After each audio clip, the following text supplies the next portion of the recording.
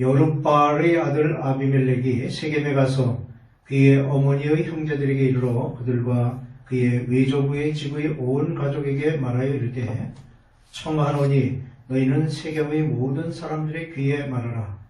여룻바알 아들 70명이 다 너희를 다스림과 한 사람이 너희를 다스림이 어느 것이 너희에게 나으냐. 또 나는 너희와 고륙임을 기억하라 하니 그의 어머니의 형제들이 그를 위하여 이 모든 말을 세겜의 모든 사람들의 귀에 말하매 그들의 마음이 아비멜렉에게로 기울어서 이르기를 그는 우리 형제라 하고 바알불이 신전에서 은 70개를 내어 그에게 주매 아비멜렉이 그것으로 방탕하고 경박한 사람들을 사서 자기를 따르게 하고 오브라에 있는 그의 아버지의 집으로 가서 여룻바알의 아들 곧 자기 형제 70명을 한 바위 위에서 죽였으되 다만 여룻바알의 막내 아들 요담은 스스로 숨었으므로 남으니라. 세겜의 모든 사람과 밀로 모든 족속이 모여서 세겜에 있는 상수리나무 기둥 곁에서 아비멜렉을 왕으로 삼으니라. 아멘. 인류를 창조하신 하나님은 하나님께서 직접 다스리시는 나라가 되기를 원하셨지만 인간의 권력욕은 그런 하나님의 뜻을 따르려 하지 않았습니다. 그러기에 수많은 나라들 중에 하나님의 뜻을 따르도록 특별히 선택하신 민족이 바로 이스라엘이었습니다. 오늘 말씀은 하나님의 뜻을 따라 세워진 통치자들 중에 돌연변이와도 같이 스스로 권력을 손에 쥐려는 아비멜렉에 관한 이야기가 담겨 있습니다. 그것은 마치 다윗의 후손이 왕위를 이어가는 중에 6년간 유다를 혼란케 했던 아달랴의 통치기간을 연상케 하는 장면이 아비멜렉이 등장하는 이야기를 통해 오버랩되고 있습니다. 위대한 지도자 기드온이 사살에 있을 동안 평화와 번영을 누리던 이스라엘은 기드온이 죽자 다시 혼란과 파멸의 구렁텅이로 빠지고 말았습니다. 이런 혼란과 파멸은 기드온의 아들 아비멜렉으로 말미암아 시작되었는데 그는 스스로 왕이 되려고 방탕하고 경박한 사람들을 돈을 주고 사서 그를 따르게 하고 친형제 70명을 모두 죽이는 악행을 저지른 일로 시작됩니다. 이스라엘 민족이 여호수아의 지휘 아래 하나님이 약속하신 가나안 땅에 정착한 후 얼마 지나지 않아 그 땅의 우상 숭배자들과 통혼하고 그들을 조차 이방신을 섬기며 하나님의 축복을 오히려 음행과 타락으로 바꿔버리는 일들이 바로 그런 것이었습니다. 사사기 9장이 그 한 예를 보여주고 있습니다. 전장에서는 이스라엘의 가장 위대한 영웅 중에 한 사람인 기드온의 사역이 기록되어 있는데 이에 반하여 9장에는 그의 아들인 아비멜렉의 무도하고 악랄한 행적이 기록되어 있습니다. 이 말씀에서 우리는 그렇게 뛰어났던 아버지 기드온 이후에 나타난 아비멜렉과 그릇된 판단을 한 백성들의 실패를 통하여 우리에게 주시는 교훈을 발견할 수 있습니다. 특히 요담의 나무 비유를 통해 자칫 실패하지 않도록 우리가 늘 지녀야 할 신앙의 바른 자세를 배울 수 있습니다. 첫째로 백성들이 아비멜렉을 왕으로 삼았습니다. 기드온이 죽은 후 이스라엘은 잔인한 일을 행한 아비멜렉을 왕으로 삼았습니다. 이런 이스라엘의 어리석은 결정에서 얻는 몇 가지 교훈이 있습니다. 하나는 또다시 부패해져가는 이스라엘에 대한 하나님의 징벌의 의미가 있음을 알아야 합니다. 하나님과 백성 사이에서 하나님의 말씀을 전하며 그것으로 나라의 규칙을 삼아 통치하는 사람이 있다는 것은 선택받은 민족으로서 크나큰 특권이었습니다. 하지만 이스라엘은 자기들을 향하신 하나님의 자비하심을 알지 못했고 기드온을 통해 눈앞에 보이신 은총도 잊어버렸습니다. 그래서 하나님께서는 기드온이 죽은 후 이스라엘 가운데 아비멜렉을 보내셨고 그가 왕으로 세워지도록 내버려 두신 것입니다. 인간이 하나님의 은혜와 축복을 감사하지 못하고 스스로 높아져서 더욱 악을 행하게 되면 마침내 하나님께서는 복을 거두시고 그 결과 인간은 더욱 처절한 죄의 대가를 치르게 되는 것입니다. 또 하나는 비록 하나님의 백성이라도 그들의 본성은 철저하게 부패했다는 것입니다. 이것은 이스라엘 민족이 그들 자신이 선하고 의로워서가 아니라 오직 하나님의 은총으로 선택되었음을 의미합니다. 오늘 말씀에서 보듯이 그들이 하나님 앞에서 다른 이방인들과 전혀 다를 바가 없음을 보여줍니다. 기드온이 죽자 즉시 우상 숭배와 행음의 옛 습관에 빠져들었고 아비멜렉의 악행과 같이 악랄한 범죄의 모습을 보여주고 있습니다. 한편 이와 같은 인간에 대한 하나님의 사랑은 끝이 없음을 알게 합니다. 인간의 인내는 한계가 있습니다. 하지만 하나님은 오래 참고 기다리십니다. 마음에 가득한 탐욕과 그 악한 행위로 말미암아 저주를 받아야 할 아비멜렉과 이스라엘을 향해 하나님께서는 요담을 통해 그들이 사망의 길에서 돌아서서 다시금 빛과 생명의 길로 돌아오기를 권면하고 계십니다. 즉 그들이 행한 죄로 인해 받을 보응대로 내버려 두지 아니하시고 스스로 깨달아 돌이킬 수 있도록 마지막까지 기회를 주시는 무한하신 하나님의 사랑에서 우리는 참된 소망과 안위를 얻을 수 있습니다. 둘째로 요담의 나무 비유를 통한 교훈이 있습니다. 오늘 말씀에서 하나님은 패역한 이스라엘에게 나무의 비유를 통해 그들이 행한 죄를 깨닫게 하십니다. 그러므로 이 비유 속에서 우리를 깨우치시는 하나님의 교훈을 들으며 참된 그리스도인으로서 우리가 배워야 할 것들이 무엇인지를 살펴봅니다. 우선 겸손해야 합니다. 나무들에게 가서 기름을 부어 그들의 왕을 삼고자 했을 때 감람나무와 무화과나무와 포도나무는 각각 그들이 왕으로 선택되는 것을 거절하였습니다. 감람나무가 그들에게 이르되 내게 있는 나의 기름은 하나님과 사람을 영화롭게 하나니 내가 어찌 그것을 버리고 가서 나무들 위에 우쭐대리요. 무화과나무가 그들에게 이르되 나의 단 것과 나의 아름다운 열매를 내가 어찌 버리고 가서 나무들 위에 우쭐대리요.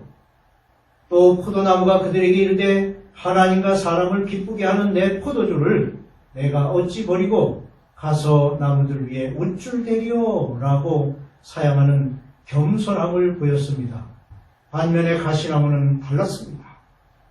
가시나무가 나무들에게 이르되 만일 너희가 참으로 내게 기름을 부어 너희 위에 왕으로 삼겠거든 와서 내 그늘에 피하라.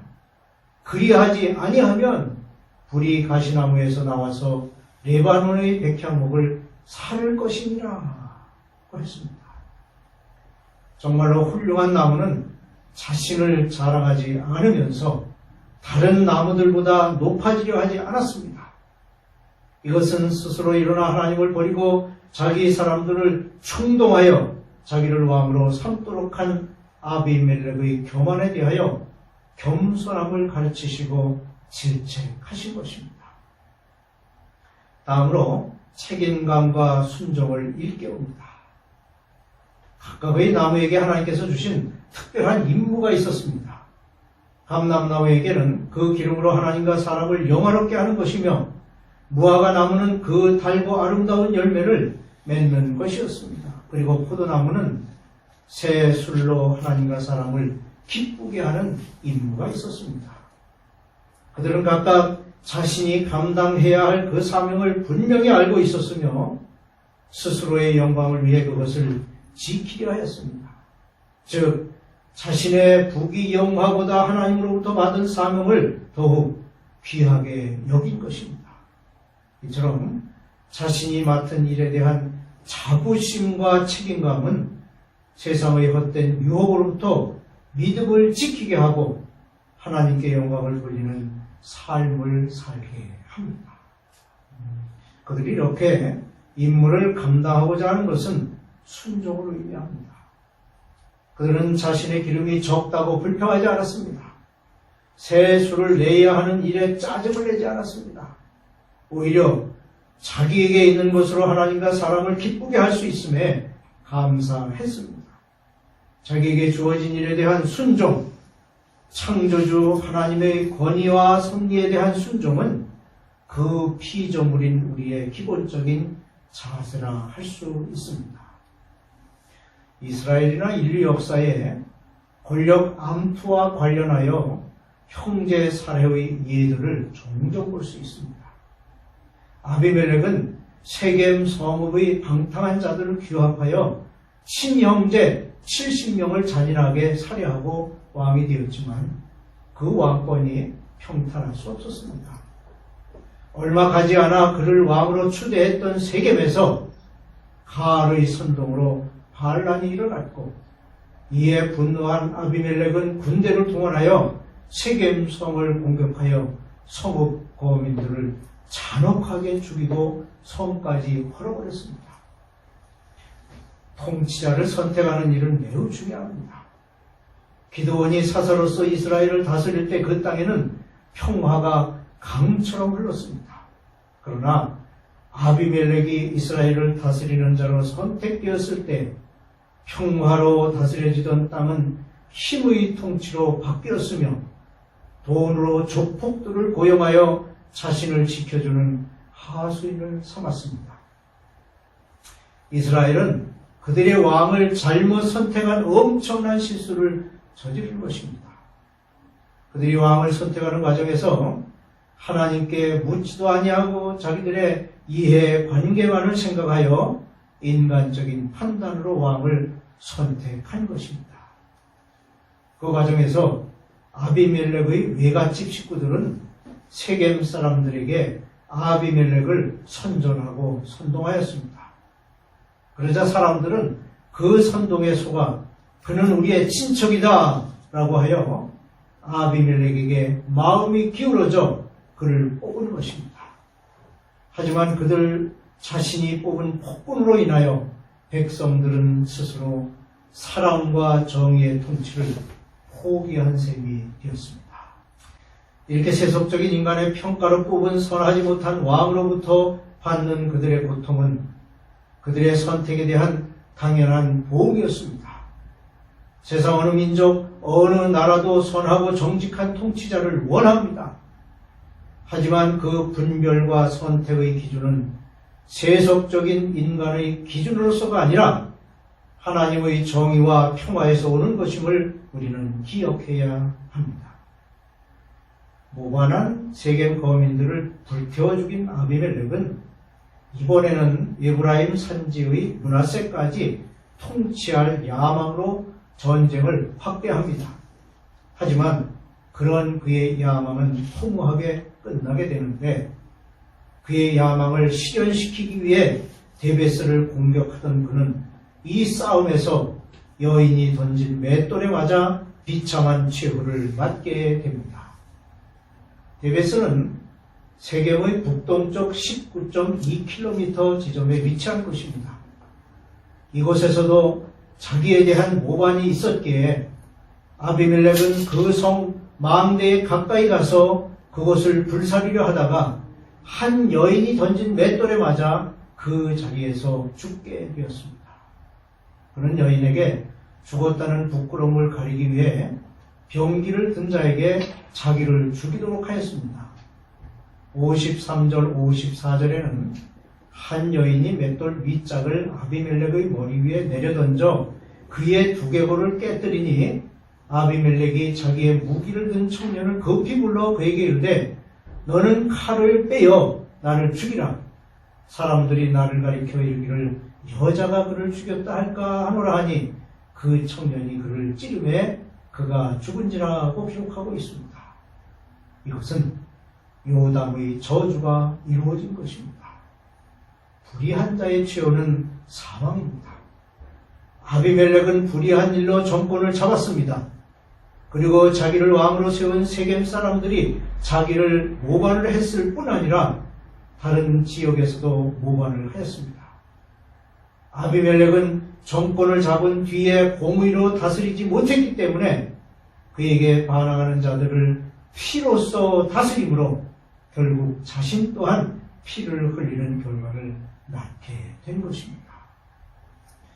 하나님의 뜻이 아닌 인간의 판단으로 선택된 왕이 선량하게 통치하지 않고 폭정으로 다스림으로 결국 자기 또한 비참한 결과를 맞이한 예는 역사를 통해서 그리고 성경을 통해서 무수히 접할 수 있습니다. 호박으로 다스린 아비멜렉은 자기가 저지른 악행으로 죽음에 이르렀고 불의한 사람을 왕으로 세운 백성들은 그들의 잘못된 선택으로 고통당하는 모습을 오늘 말씀에서 볼 수 있습니다. 오늘 아래도 올바른 통치자를 선택하지 못하고 불의한 통치자를 세움으로 나라가 망하고 국민이 고통당하는 일이 세계 곳곳에서 이루어지고 있습니다. 우리의 영원한 통치자는 시온에 있습니다. 그러므로 우리는 하나님의 뜻을 구하고 정의와 신실함으로 통치하는 지도자를 세우기 위해 지혜를 모아야 하겠습니다. 하나님의 뜻이 실현되는 나라가 이 땅에 세워지기를 위해 기도하는 성도가 되시기를 주님의 이름으로 축원합니다.